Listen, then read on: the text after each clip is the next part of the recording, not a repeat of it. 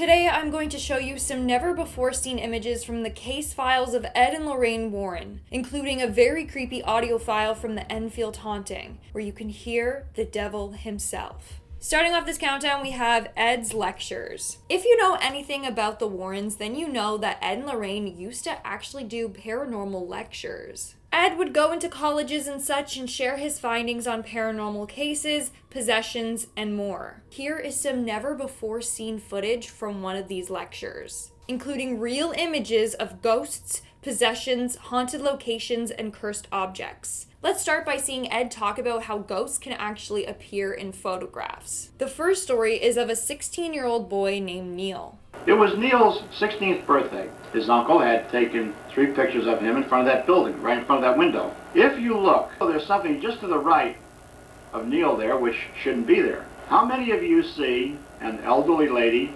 looking very intently at the puppy? Well, let's point her out for those that can't see her. Here's the left eye, the right eye, the nose, the mouth, the chin. Here's the whole face. Thankfully, this doesn't seem to be an evil spirit. But notice that she's looking very intently at the puppy, not the boy. It was the laws of attraction that drew the spirit of this woman to the dog. Just an apparition of a woman that is drawn to Neil for her love of animals. Since she had many pets in her lifetime, if we don't know who the entity is, it's considered a ghost. But we do know who the lady was that's looking so intensely at the puppy. So she's considered an apparition. Just like Ed explained, she loved animals in her life. She saw this dog, and that's how she appeared in the photo. It was her attraction to the dog that got captured on camera. Next, we have this photo of a man that took a picture of his home because he just finished the construction of a wall inside of his house. He was proud, so he wanted to take a photo of it. When he got the film back, he actually thought that the store damaged it and was pretty mad. But no, he actually caught multiple ghosts on camera. But when the film came back, he was very disappointed. He said to his wife, "Look at this. They've ruined my picture. There's a bunch of guys' faces in here." Well, what he didn't realize is that he had taken a psychic photograph of numerous Northern Civil War officers. They look sort of though they come down in a spinal column. Now, at first I thought it was like a spinal column as well, but wait until he zooms in. Now, as I said, this is one of the most remarkable spirit pictures I have ever come across. We are still investigating this particular photograph, so perhaps the next time we come here, we'll be able to tell you a little bit more about it. That is insane. It is clear as day, a bunch of faces that's there. The next photo is one of the more scarier ones. How would you like to see this gentleman standing by your bookcase when you get home tonight? Imagine seeing that man develop in a photo of your home. You wouldn't feel safe anymore. Let us say that you do go home tonight, you have a friend with you, you open up the door, snap on the lights, and you see this gentleman standing by the bookcase. Well, why is that? Because a telepathic image of the ghost has been projected to you, bypassing the physical eye and going into the mind's eye or the third eye. It's even scarier when Ed says that this entity might not even be human, but instead it's someone or something disguising itself in human form. Although it may look like a man, it might be something which has never walked the earth in human form. Next up, we have the Amityville haunting. The Amityville case affected our personal lives more than any case we ever worked on. In 1974, the Lutz family moved into a large Dutch colonial house in Amityville, New York. Previously, Ronald Defoe Jr. had murdered 6 of his family members in this same house. So as soon as they moved in, obviously scary paranormal stuff started to happen. This is just a little backstory in case you didn't know the case. The Lutz family started hearing mysterious voices, unexplained odors, and there was swarms of flies. They claimed to have witnessed demonic apparitions and felt a malevolent presence in their home. And as soon as Lorraine entered the house, she too felt very uneasy. She didn't understand why, though. It was the middle of the night when we came home, and I had contacted many priests. I was fearful, but Tony, I didn't know what I was fearful of. I mean, it was just another case. So I really didn't know what I was so fearful of. In fact, a lot of people that went into this house and talked about their experiences made it even worse. Some people even had spirits from this house follow them home. They had phenomena follow them from Amityville. Now, Tony, we know this happens. We know that even ourselves, involved in research, that you go to a location where haunting phenomena is going on, and you leave and go home, and you give it a lot of recognition, or you listen to the tapes, and while you're still programmed, then something can't come to you. That's a huge reason why some people don't even like talking about the paranormal or telling scary stories or even watching scary movies. It's said to make hauntings worse, or like you're giving awareness to these spirits, and so they're becoming attracted to you. The more you acknowledge it, the more you are welcoming it into your space. Now, here are some never before seen photos of the Amityville home. Now, in the book, it tells about the well being inside the house. There's the well you see right there at the corner. Right in the front there? Right in the front there. That's it, Tony. And that doorway was the doorway that George Lutz said had been ripped open one night, and we could see markings and so forth on the door. We walked up the staircase, and suddenly the banister exploded before our very eyes. Well, when we went into that house, there was no banister that exploded. Right. What they should have said was, as they walked up the staircase, the banister suddenly exploded through telepathic hypnosis. We might see that table explode, and yet a couple of minutes later, it would be fully intact. It was a telepathic projection to us, bypassing the physical eye and going into the mind's eye or the third eye. That is the craziest thing ever. Imagine witnessing something so crazy and then moments later everything is fine again. You would think that you're going insane. That's because these evil entities can control what you are seeing through, as Ed said, telepathic projections. In our next spot, we have the exorcism. The footage I'm about to share with you is of a real woman going through a real exorcism. This exorcism was an hour and 20 minutes long. In fact, it was probably even longer because the footage had been cut down. Get you over there, darling.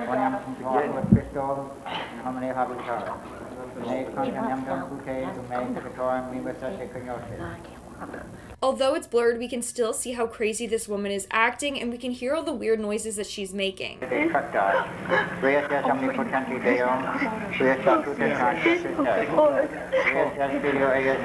can see the woman trying to fight back against the demons that are possessing her. Tell me your name, devil. Devil, tell me your name. And she's crying out in pain from having the demon fighting to stay in her body. In the footage, you can actually see Tony holding the woman down as like this demon is trying to escape or whatever. She also can't speak, but she is trying so hard to. It's really scary to think that she went through this, but also it's really sad. Like, honestly, spending hours trying to get a demon outside of you, craziness. If you want to see more demonic possessions, you better watch these videos. In our next spot, we have Ed Lectures Part 2. So in the same lecture as before, Ed goes on to talk about Ouija boards. And he shares the story of this 13-year-old girl that was fooling around with one with her friend. Some years ago, she and her 10-year-old cousin had been using the Ouija board as a game. Well, the spirit that they were communicating with said that it was that of an 18-year-old boy. It said that it had been killed by the police in a rape attempt. So at first they thought that they were in contact with an 18-year-old boy who was killed by the police in a rape attempt. Or so that's what the spirit told them. Her and her friend then did what you're never supposed to do when using a Ouija board. They asked the spirit to prove that it was there, to show itself in some form. And it did. 20 minutes after this young girl retired to bed, her mother heard screams coming from the bedroom. She ran in. The girl was thrashing about, yelling her head off that something had gotten into bed with her, that she could feel hands on her body. The spirit that they thought they were talking to was not of an 18-year-old boy, but of a malevolent spirit pretending to be one. This photo was taken after this evil spirit got to her and harmed her. Ed was contacted 3 days later, and the girl looked like she had been in a terrible accident. I will never forget this girl when she was brought to me 3 nights later. She looked as though she had been in a terrible accident. Cuts, bruises, burns. These are psychic wounds. As she stood less than 6 feet away from me in my study, the room became icy cold. There was that stench of rotting flesh. I knew what was happening. That is absolutely horrifying. Do not play with the Ouija boards. But if you want to see me play with one, I also did a video right here. I'm stupid. Don't follow in my lead. Moving on, we have the Smurl haunting. The next footage I'm about to share with you is from the Smurl family haunting, which was investigated by the Warrens in the late 1970s to early 1980s. The Smurl family reported foul odors, strange sounds, physical assaults, and disturbing apparitions. The Warrens were called in to investigate and claimed that there was a presence of a malevolent entity. Apparently, whatever was haunting their house also threw their dog to the wall, pushed one of their daughters down the stairs, and so much more. They even said that they saw a message appear on a mirror that read, "Get out." This is footage of Lorraine Warren exploring the haunted property and basically going in depth about the paranormal activity that this family faced.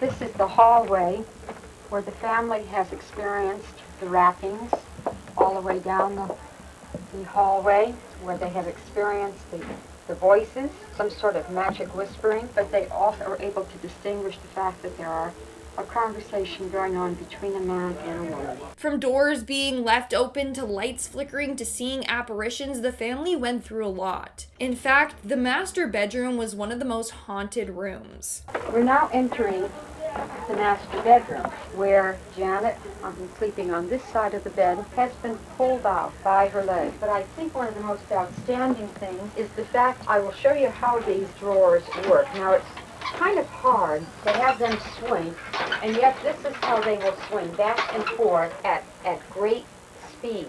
I think one of the scariest signs that this house was for sure haunted was that there was this big black mass on one of the walls in this room that they renovated. But it was on this wall when they first moved in, was a dark mark on the wall that no soap and water, no detergent, and certainly 4 coats of paint could not cover.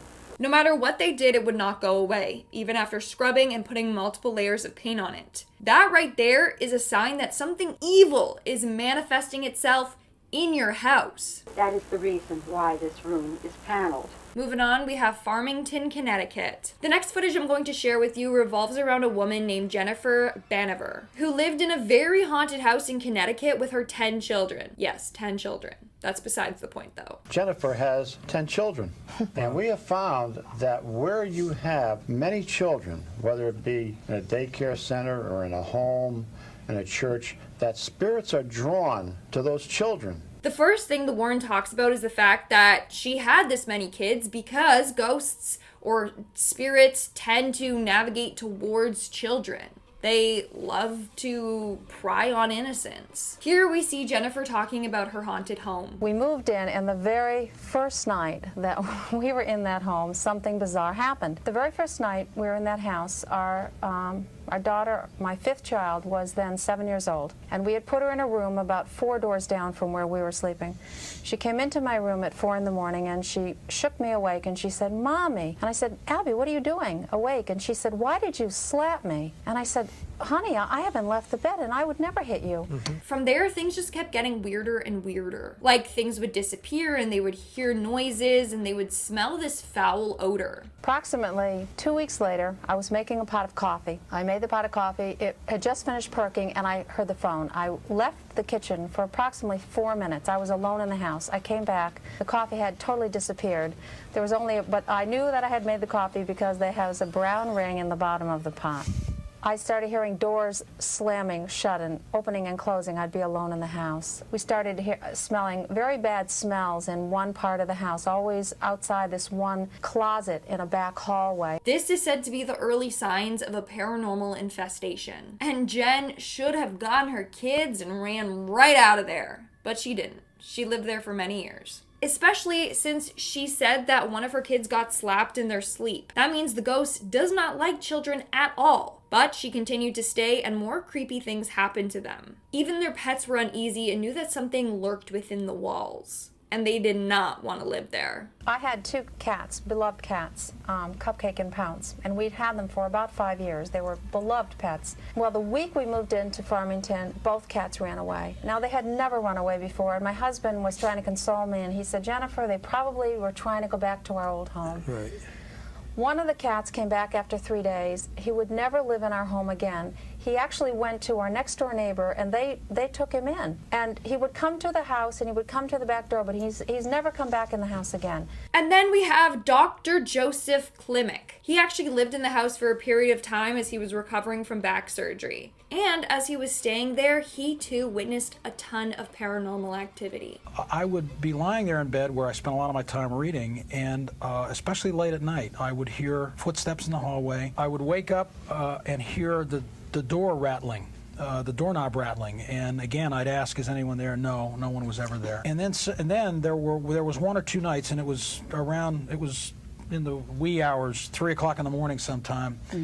I would wake up and I just sensed that there was something or someone in the room, and felt as though there was somebody sitting down at the end of my bed. Anyone that stayed at this house would also encounter really spooky things. Then, and this was around the holidays when your brother visited, and I was telling this story, and he sort of leaped up at the table and said, "Oh my God, that's the room where I felt something too." And in our last spot today, we have Ed Lectures Part 3. This is said to be a never before heard recording of a demonic entity. This was the recording during the investigation of the Enfield haunting. This took place in the late 1970s in North London, England, and is one of the most famous cases investigated by Ed and Lorraine Warren. The Hodgkin family reported a series of terrifying events in their house, including furniture moving, unexplained knocks, and the voices of disembodied entities. The Warrens were invited by the Society of Physical Research to observe and document these occurrences.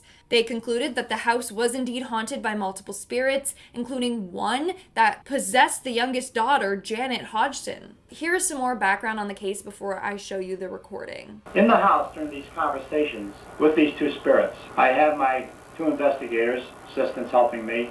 The mother, 2 daughters, and 2 sons are talking with us. And over the conversation from time to time you will hear the voices of the damned. I will ask if they know who I am, and one of them will say, "Ed, Ed." Now listen to how raspy and deep and demonic this voice is. Fred, you know what this is? Cross. A cross. Yeah. So were you a Christian? No. What were you? They call me I'm Fred. Tommy and Freddie. What's that? Tommy and Freddie. No, we don't want to. You don't want to? No. Isn't that horrifying? So crazy. But I've come a long way. I've come 2,000 miles. I may feel the having I didn't get how to eight got caught alive. Got caught alive? What kind? How did it got caught alive?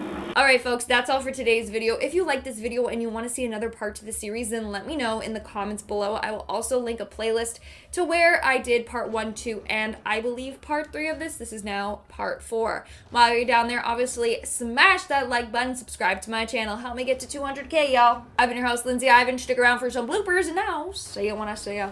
Bye. In 1974, the Lutz family moved into a